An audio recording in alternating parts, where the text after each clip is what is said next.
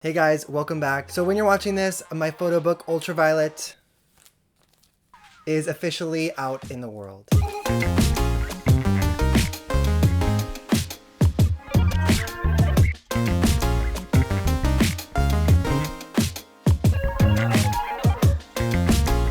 So throughout today's video, we'll be sitting down and covering exactly how I created this photo book, my thought process behind it, and we'll go over some of my favorite pages as well. I also wanted to cover just how exactly to create a photo book if you're interested in making one, because it's definitely not the easiest process getting started. So Ultraviolet is actually my second photo book. My first photo book, Luminescence, which is right here, came out in 2017, and the process of creating these two was vastly different. My first photo book came together way quicker than this next one. I think that's because I curated it in a way that's just page to page. So each page is just a singular image, and the next image across from it reflects or complements that one kind of accordingly. But in Ultraviolet, I wanted to dive a little deeper. So after 2 years of this first photo book being released, I was approached to do a softcover version. From there, I actually thought to myself, I've been creating consistently ever since this book has been out, and I really have enough photos to create a whole nother book. I thought it was the perfect opportunity to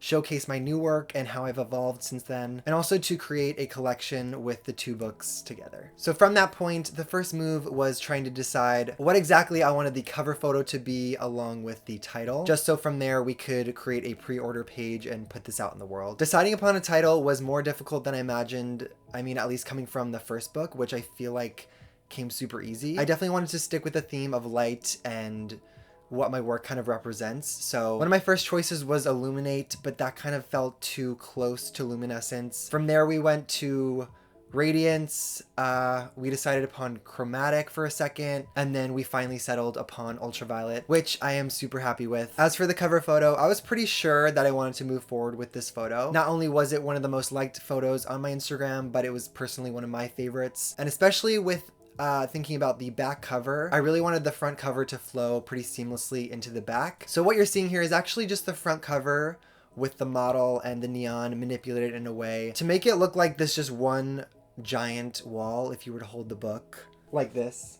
But it's quite literally just the same front cover photo, which is kind of weird to think about. So every step that we solidified felt really good, but then from there, you know, it was deciding what to actually, you know, put in the book, which it's pretty important. Right upon opening it is this really striking long exposure photo that lays right behind the front cover. We didn't do anything like this within Luminescence, so this felt really special, and I feel like gives you a pretty good introduction into what you're gonna see and feel when you're going through this photo book. And with Ultraviolet, I really wanted to be more intentional with what was going in it. So we decided to kind of break it up into sections. Of course, the bulk of it is visual images that play off each other, but I wanted this to play out in a way that felt more intentional. There's different collages, wallpapers, there's people, places, animals. There's a lot of things in here. And then from there, we dive into before and afters, behind the scenes, and a little bit about production. And towards the end, I left in some notes about my process of creating and what I think about when on a shoot, after a shoot, and everything in between. So I'll definitely be leaving a link to Ultraviolet as well as Luminescence down below if you're interested in, you know,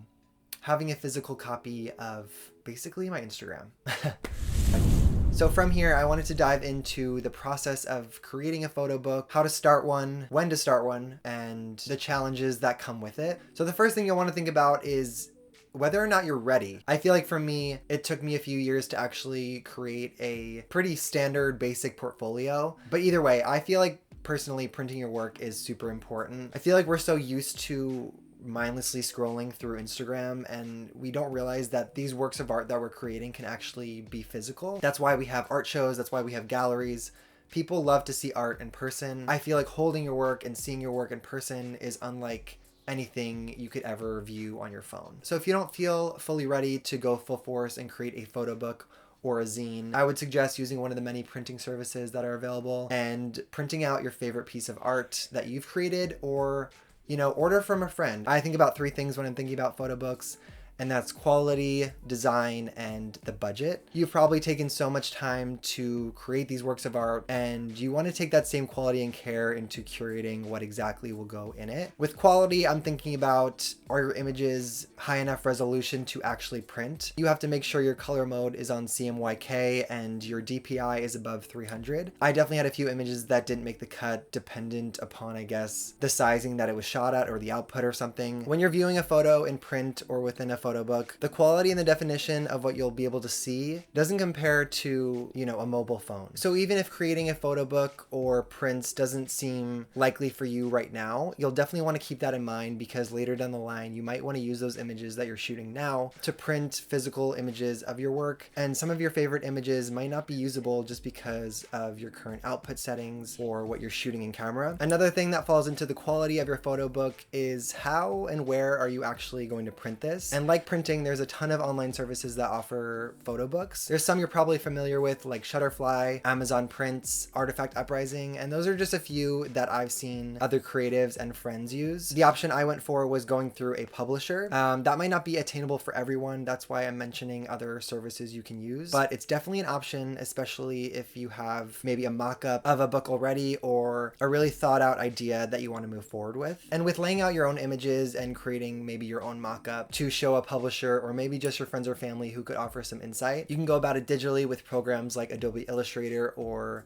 Adobe InDesign, and these have actual interfaces that you could use made for creating books, which makes it super easy. Another route that I've seen people go with is just printing out little thumbnails of their photos, and from there you can kind of lay them out maybe on the floor and really get a good idea about what theme or color story you're trying to tell. Page to page, you'll obviously want your images to work well off each other, but also a flow of the entirety of a book says a lot about you as a creative. I feel like sharing maybe one image to your Instagram or your portfolio seems pretty easy, but when you decide to create an entire book of everything you've created up till now, it's a bit overwhelming to decide exactly how this will represent you and your art. And with all of those services, you want to decide, are you making this photo book just for yourself, or do you want to create an entire bulk of them and sell them for profit? And that falls into budgeting. I feel like that's a dream that all artists have in the end, is, you know, being able to make a living and profit off your own creative work. And if creating an actual physical book is just not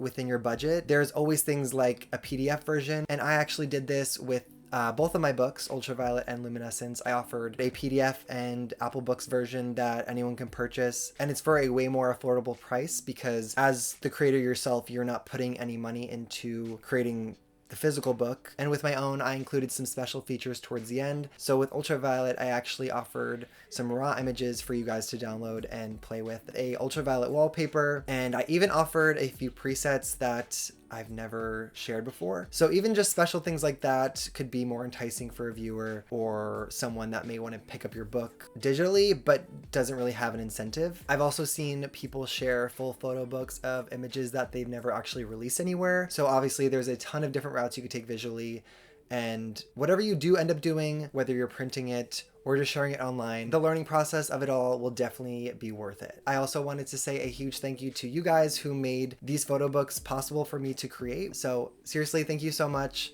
I'll be leaving the links to both the physical and the digital copy down below if you want to check it out. No pressure. I hope you guys learned maybe a thing or two about my own process of creating my photo book, or maybe this even gave you some interest to create your own. Throw this video a like if you enjoyed, and I will see you guys soon. Bye.